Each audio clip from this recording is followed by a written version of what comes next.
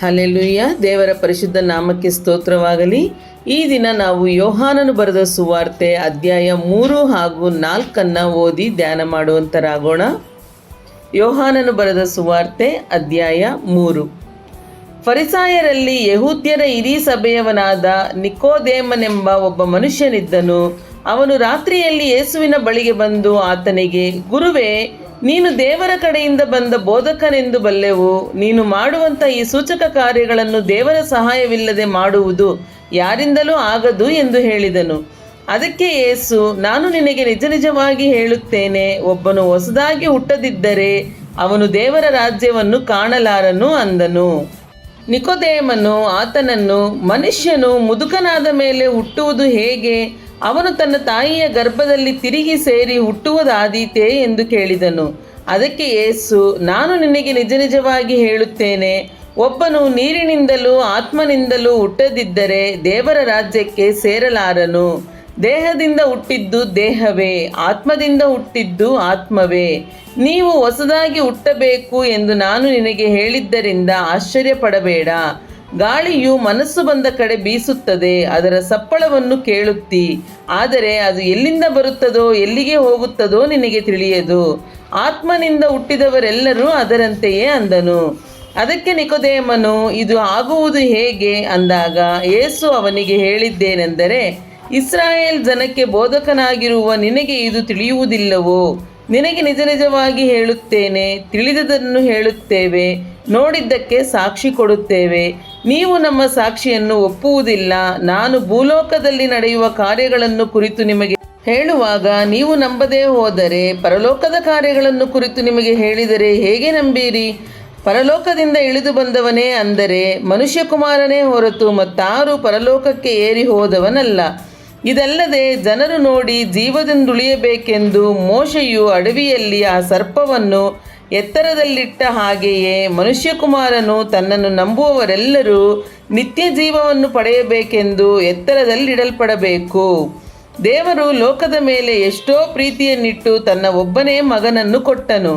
ಆತನನ್ನು ನಂಬುವ ಒಬ್ಬನಾದರೂ ನಾಶವಾಗದೆ ಎಲ್ಲರೂ ನಿತ್ಯ ಜೀವವನ್ನು ಪಡೆಯಬೇಕೆಂದು ಆತನನ್ನು ಕೊಟ್ಟನು. ದೇವರು ತನ್ನ ಮಗನ ಮುಖಾಂತರ ಲೋಕಕ್ಕೆ ರಕ್ಷಣೆಯಾಗಬೇಕೆಂದು ಆತನನ್ನು ಕಳುಹಿಸಿಕೊಟ್ಟನೇ ಹೊರತು ತೀರ್ಪು ಮಾಡುವುದಕ್ಕಾಗಿ ಕಳುಹಿಸಲಿಲ್ಲ. ಆತನನ್ನು ನಂಬುವವನಿಗೆ ತೀರ್ಪು ಆಗುವುದಿಲ್ಲ. ಆದರೆ ನಂಬದವನಿಗೆ ದೇವರ ಒಬ್ಬನೇ ಮಗನ ಹೆಸರನ್ನು ನಂಬದೇ ಹೋದದರಿಂದ ಆಗಲೇ ತೀರ್ಪು ಆಗಿ ಹೋಯಿತು.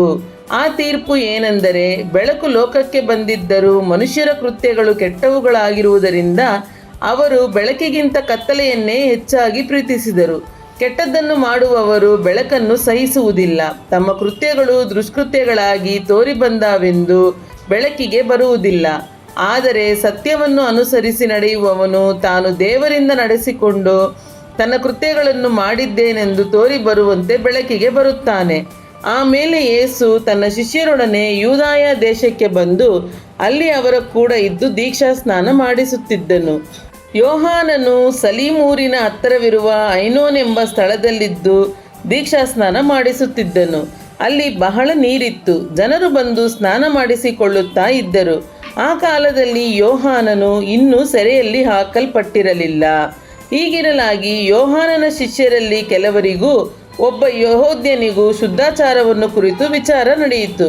ಆಗ ಅವರು ಯೋಹಾನನ ಬಳಿಗೆ ಬಂದು ಅವನಿಗೆ, ಗುರುವೇ, ಯೋರ್ದಾನ್ ಹೊಳೆಯ ಆಚೆ ನಿನ್ನ ಬಳಿಯಲ್ಲಿದ್ದ ಒಬ್ಬನ ವಿಷಯದಲ್ಲಿ ನೀನು ಸಾಕ್ಷಿ ಕೊಟ್ಟಿಯಲ್ಲ, ಅವನೂ ಸ್ನಾನ ಮಾಡಿಸುತ್ತಾನೆ, ಅವನ ಬಳಿಗೆ ಎಲ್ಲರೂ ಹೋಗುತ್ತಾರೆ ಎಂದು ಹೇಳಲು ಯೋಹಾನನು, ಪರಲೋಕದಿಂದ ಅನುಗ್ರಹಿಸೋಣವಾದದ್ದನ್ನೇ ಹೊರತು ಮನುಷ್ಯನು ಹೆಚ್ಚೇನೂ ಹೊಂದಲಾರನು.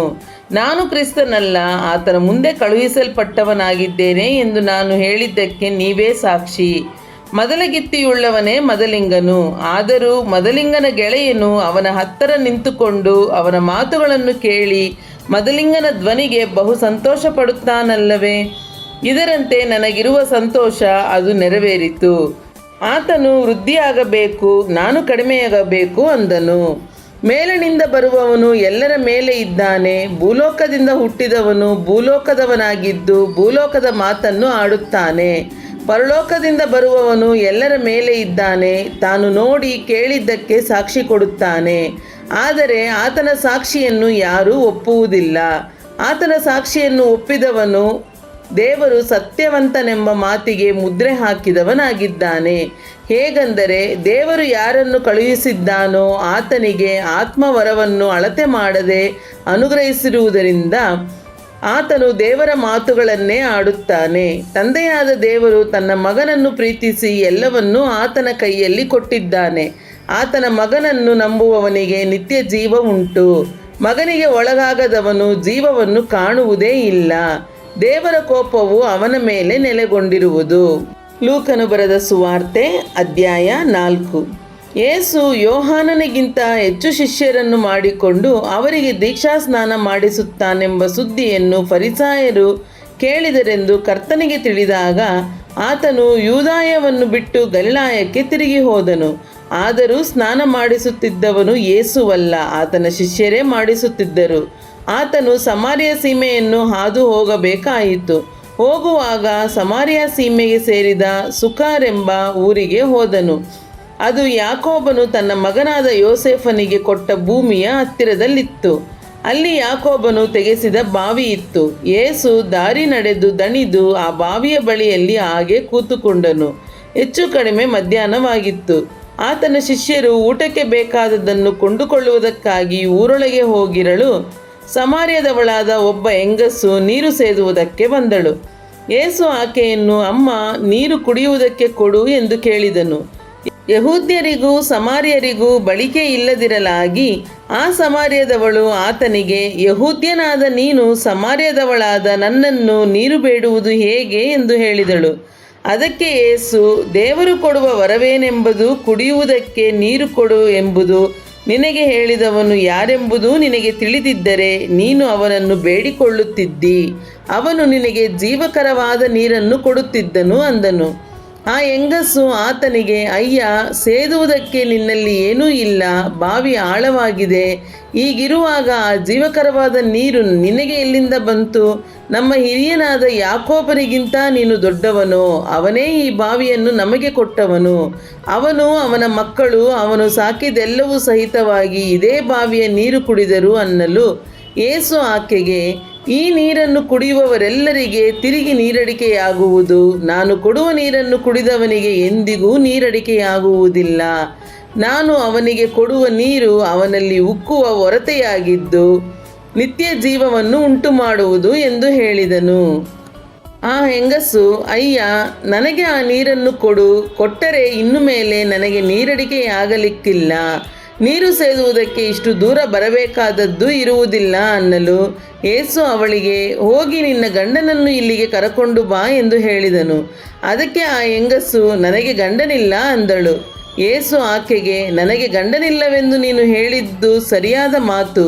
ನಿನಗೆ 5 ಮಂದಿ ಗಂಡಂದಿರಿದ್ದರು, ಈಗ ಇರುವವನು ನಿನಗೆ ಗಂಡನಲ್ಲ. ನೀನು ಹೇಳಿದ್ದು ನಿಜವಾದ ಸಂಗತಿ ಅಂದನು.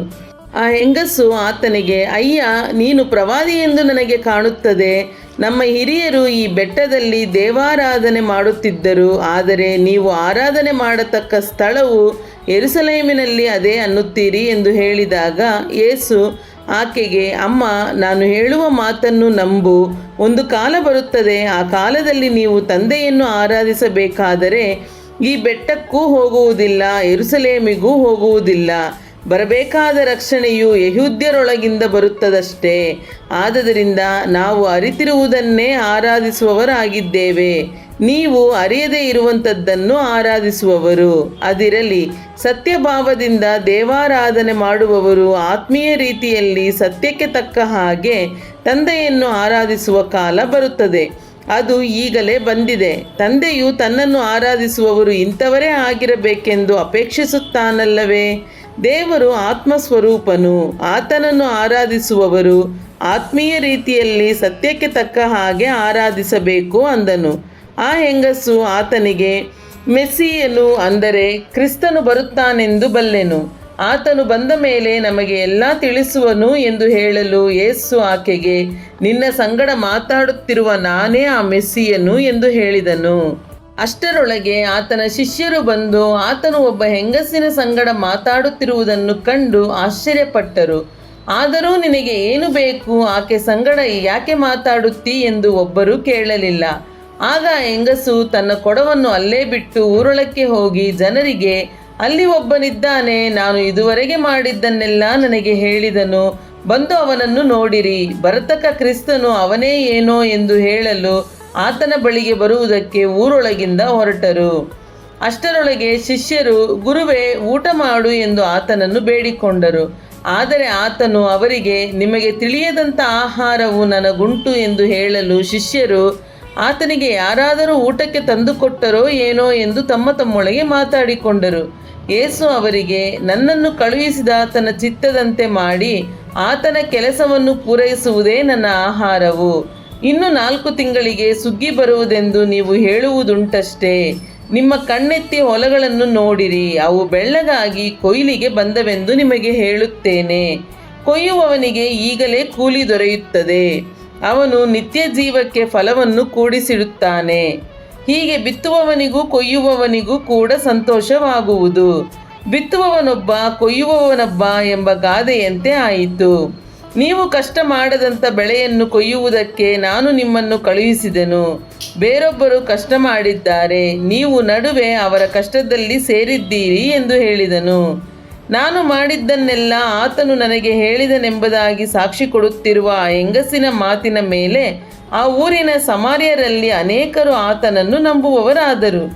ಆದ್ದರಿಂದ ಆ ಸಮಾರ್ಯರು ಆತನ ಬಳಿಗೆ ಬಂದು, ನೀನು ನಮ್ಮಲ್ಲಿ ಇರಬೇಕೆಂದು ಆತನನ್ನು ಬೇಡಿಕೊಳ್ಳಲು ಆತನು 2 ದಿವಸ ಅವರಲ್ಲೇ ಇದ್ದನು.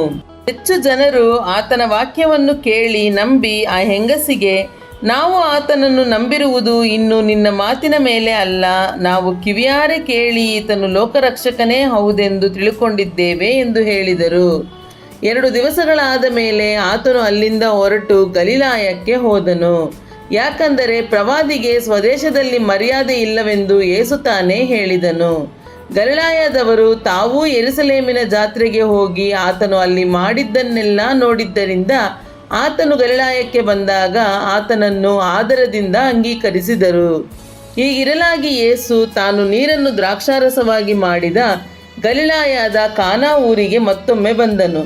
ಅಲ್ಲಿದ್ದಾಗ ಅರಮನೆಯ ಒಬ್ಬ ಪ್ರಧಾನನ ಮಗನು ಕಪೆರ್ನೌಮಿನಲ್ಲಿ ಅಸ್ವಸ್ಥನಾಗಿದ್ದನು. ಯೇಸು ಯೂದಾಯದಿಂದ ಗಲಿಲಾಯಕ್ಕೆ ಬಂದ ಸುದ್ದಿಯನ್ನು ಆ ಪ್ರಧಾನನು ಕೇಳಿದಾಗ ತನ್ನ ಮಗನು ಸಾಯುವ ಹಾಗಿದ್ದರಿಂದ ಯೇಸುವಿನ ಬಳಿಗೆ ಹೋಗಿ, ನೀನು ಇಳಿದು ಬಂದು ನನ್ನ ಮಗನನ್ನು ಸ್ವಸ್ಥ ಮಾಡಬೇಕೆಂದು ಬೇಡಿಕೊಂಡನು. ಯೇಸು ಅವನಿಗೆ, ನೀವು ಸೂಚಕ ಕಾರ್ಯಗಳನ್ನು ಅದ್ಭುತ ಕಾರ್ಯಗಳನ್ನು ನೋಡದಿದ್ದರೆ ನಂಬುವುದೇ ಇಲ್ಲವೆಂದು ಹೇಳಿದನು.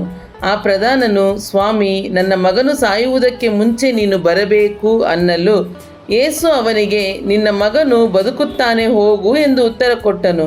ಆ ಗೃಹಸ್ಥನು ಯೇಸು ತನಗೆ ಹೇಳಿದ ಮಾತನ್ನು ನಂಬಿ ಹೊರಟು ಹೋದನು. ಅವನು ಇನ್ನೂ ಗಟ್ಟಾ ಇಳಿದು ಹೋಗುತ್ತಿರುವಲ್ಲಿ ಅವನ ಆಳುಗಳು ಅವನ ಎದುರಿಗೆ ಬಂದು, ನಿನ್ನ ಮಗನು ಬದುಕಿಕೊಂಡನು ಅಂದರು.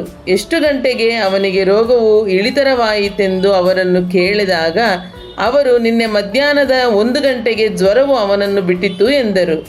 ಆಗ ನಿನ್ನ ಮಗನು ಬದುಕುತ್ತಾನೆಂದು ಯೇಸು ತನಗೆ ಹೇಳಿದ ತಾಸಿನಲ್ಲಿಯೇ ಅದಾಯಿತೆಂದು ತಂದೆಯು ತಿಳುಕೊಂಡದ್ದರಿಂದ ಅವನೂ ಅವನ ಮನೆಯವರೆಲ್ಲರೂ ಆತನನ್ನು ನಂಬಿದರು.